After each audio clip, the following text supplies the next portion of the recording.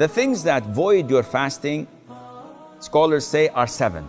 So memorize them, and then you don't have to worry about anything else, because now you know that these 7 nullifies your fasting, nullify your fasting, so anything else does not. First of all, eating and drinking. So eating and drinking, anything that goes into your stomach, through the mouth or through the nose, then this nullifies your fasting. Even if you swallow a stone, it nullifies your fasting.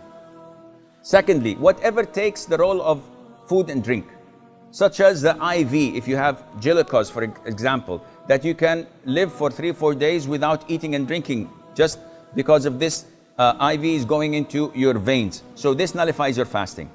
And this means that if I take antibiotics, if I take Voltaren shots, if I take insulin, if I take penicillin, anything that does not nourish me, that does not take the role of eating and drinking, this doesn't nullify your fasting. So if someone says, if I have to take vaccines, does it affect my fasting? No, it doesn't. I have to extract a tooth, and the doctor gives me or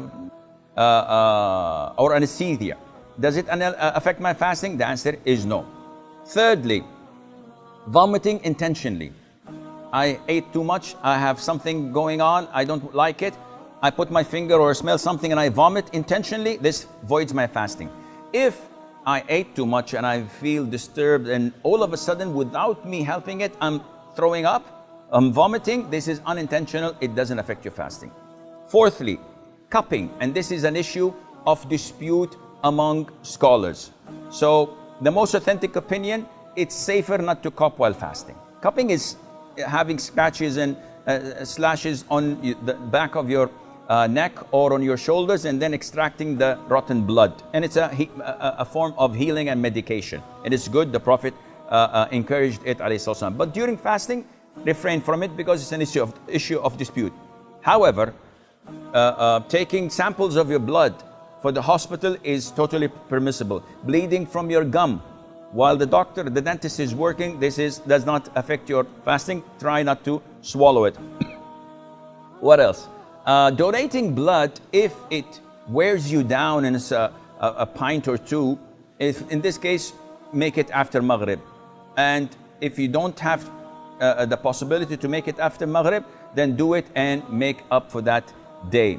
Fifthly, ejaculation. Any person ejaculating while he's awake, of course, because this is different than nocturnal emission. What you suffer or what you have of what they call wet dreams, when you ejaculate while sleeping, this doesn't affect your fasting at all. But if you do it intentionally while awake, by looking at something or thinking or masturbating, this nullifies your fasting. Sixth is intercourse, and this is the highest of all. And we spoke about the expiation in the beginning. Seventh is the blood of menses or postnatal bleeding. These two, if they exist, then the fast is void, even if it's seconds before the adhan of the Maghrib. Now, if you look at toothpaste and look at these 7 categories, you will find that as long as it doesn't go into your throat, you're in the clear.